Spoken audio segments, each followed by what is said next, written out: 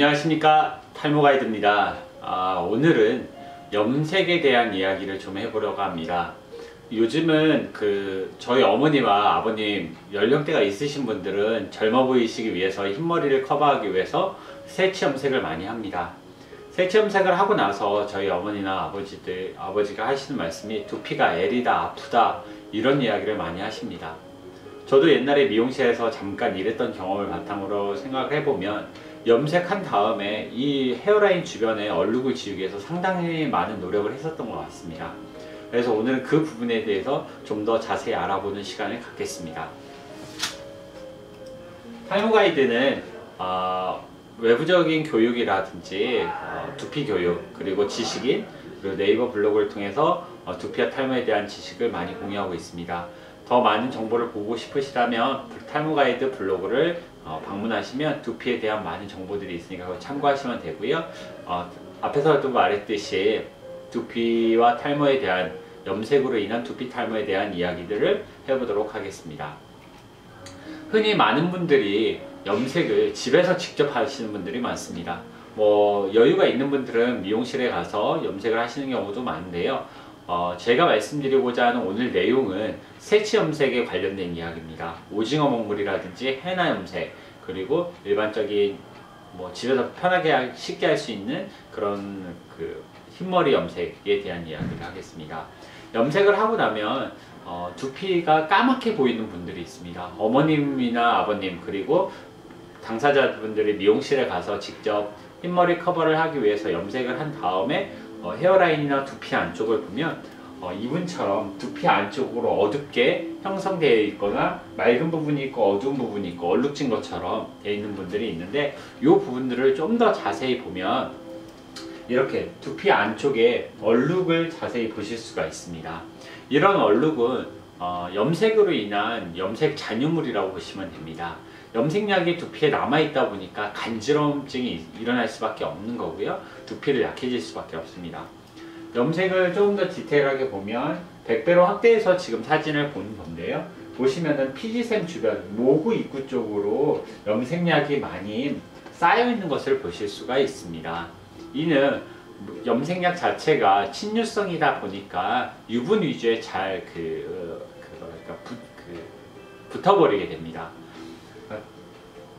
이렇게 피지샘 위주의 염색약이 많이 묻게 되어 있는데, 이는 샴푸가 불량으로, 그러니까 염색 후에 샴푸가 제대로 이루어지지 않아서 쌓이는 경우도 많이 있고요. 너무 오랫동안 방치하다 보니까, 염색약 바르고 너무 오랫동안 방치하다 보면 더 깊숙이 침투가 되는 경우가 있습니다. 이 부분은 가마 부분을 찍은 사진인데요. 가마 부분에도 이렇게 기름이 많이 분포되어 있는 부분에 얼룩이 많은 것을 확인할 수가 있습니다. 미용실에서 염색하고 나면 미용사분들이 꼼꼼하게 지운다고 지워주긴 하지만 보이는 부분, 헤어라인 위주로 많이 지워주고요. 두피 안쪽으로는 꼼꼼하게 지우기가 어렵습니다. 왜 그러냐면 리무버라고 하는 염색약을 지우는 리무버가 있는데, 그게 오히려 두피 위주로 이게 비비고 닦다 보면은 두피가 더 예민해지는 경우도 있기 때문에 조심스럽다고 할 수 있겠습니다. 이렇게 두피에 잔유물이 많이 남아있을 경우는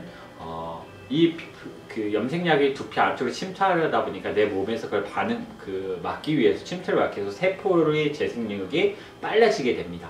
그렇게 되면 두피에 염색 후에 각질이 심하게 일어난다는 분들이 있는데, 그런 부분들이 그런 경우도 있고요. 또는 각질이 염색 후에 많이 올라오는 원인 중에 하나는 염색약이 사용되는 산화제라고 해서 3%짜리 과산화수소를 사용하게 됩니다. 심하게 6%도 사용하는 경우도 있는데, 평균적으로 3%의 염색약, 과산화수소제를 사용하다 보면 우리가 염증 있는 부분들에 과산화수소로 소독을 하지 않습니까? 두피에도 두피 염증이 있는 분들이 많이 있습니다. 한두 개 정도는 누구나 쉽게 생길 수가 있는 부분인데요. 두피가 예민해져 있는 부분에 과산화수소가 닿다 보니까 따끔따끔할 수밖에 없습니다. 염색할 때 보면 두피가 따가워요, 아파요 하시는 분들이 많이 있잖아요.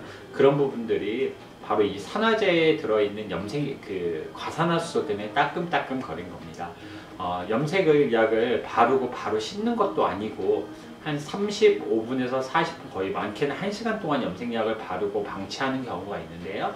이러다 보면은 두피가 많이 약해질 수밖에 없는 이유입니다. 이렇게 두피가 염색약이 많이 있을 때는 깨끗하게 이렇게 제거하는 게 중요합니다. 그렇게 돼야 두피의 간지럼증이라든지 혈관이 예민해진다든가 이런 부분들을 사전에 예방할 수가 있는 것입니다. 학계에서 보면 깨끗한 두피라는 것은 우리가 건강한 두피를 이야기를 하는 건데, 맑고 투명한 하얀 톤을 유지를 하고 손목에서 두세 개의 모발과 혈관이 붉은 게 많이 보여지지 않는 두피들이 건강한 두피라는 건 아직 알고 계시죠? 이런 두피가 되려면, 염색 후에 이런 두피가 되고자 한다고 하면 염색 후에 가까운 두피 클리닉을 방문하셔서 스케일링을 받는 것이 중요합니다. 하지만 이게 스케일링 할 때도 조심스러운 부분이 있습니다. 염색 후에 방문한 고객들의 두피 스케일링의 경우는 일반 강한 살리실산 계열의 각질을 제거하는 그러한 그 성분보다는 그 농도를 낮춰서 조금 뭐랄까 강하지 않은 스케일링제를 활용해서 서서히 부풀리면서 제거를 해줘야 합니다. 이런 것들은 스킬을 요구하는 부분들인데요.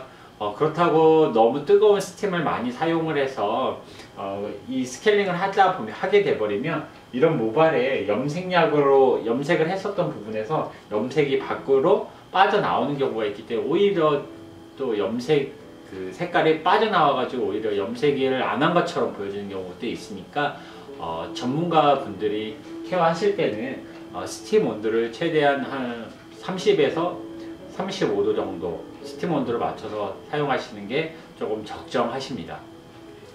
이렇게 두피 스케일링을 하고 나서 예민해져 있었던 두피를 제거하고 나면 이렇게 혈관이 붉게 보여지는 부분들이 있는데, 이게 바로 가산화수소를 오랫동안 두피에 묻히고 있었기 때문에 예민해져 있는 경우도 많고요. 꼭 가산화수소 염색약 때문에 두피가 붉어지는 경우만 아니라 수면장애라든지 알코올 섭취 아니면 신경적인 예민한 부분이 있더라도 이렇게 붉게 두피는 형성될 수밖에 없습니다. 두피 스케일링 후에 비포 애프터를 비교해 보면 이렇게 염색약이 많이 쌓여 있던 것들이 깨끗하게 이렇게 제거됨으로써 두피의 간지럼증이라든지 두피의 따가움이라든지 그런 부분들을 예방할 수가 있고요. 이렇게 깨끗하게 제때제때 제거해 주신다면, 염색을 엄청 자주 하시는 분들 있지 않습니까? 2주에 한 번씩 하시는 분들도 있고 한 달에 한 번씩 하시는 분들이 있는데, 그런 분들, 자주 하시는 분들일수록 두피 관리를 잘 해 주셔야 꾸준히 두피 염색을 그러니까 모발 염색을 하실 수가 있습니다. 평상시에 이렇게 깨끗하게 두피 스케일링을 해서 건강한 두피를 만들었다가 하면, 이제 스케일링은 염색 후에 한 번씩 하는 거라지만 평상시에 두피 관리는 이런 전문적인 토닉, 그 에이촐라 토닉을 이용해서 수시로 샴푸에 마른 두피에 수시로 이렇게 뿌려주시면은 오랫동안 건강한 두피를 유지할 수가 있고요. 건강한 두피에 염색을 했을 경우는 염증 같은 것들이 미리 사전에 예방이 되고 두피가 건강해져 있기 때문에 염색약을 이렇게 도포를 하고 바르고 있어도 두피의 아픔이라든지 간지럼증이라든지 이런 것들이 최소화되고요. 염색 후에 그 샴푸하고 나서도 수시로 뿌려주시면 두피가 건강해질 수가 있습니다. 오늘은 두피와 탈모 부분 중에 염색약으로 인한 두피의 약함과 염색으로 인해서 나타날 수 있는 부분들, 그리고 평상시에 두피를 건강하게 유지하는 방법에 대해서 알아보았습니다. 궁금한 점은 언제든지 탈모 가이드, 카톡 아이디 K8352로 문의해 주시면 되겠습니다. 이상 탈모 가이드였습니다. 고맙습니다.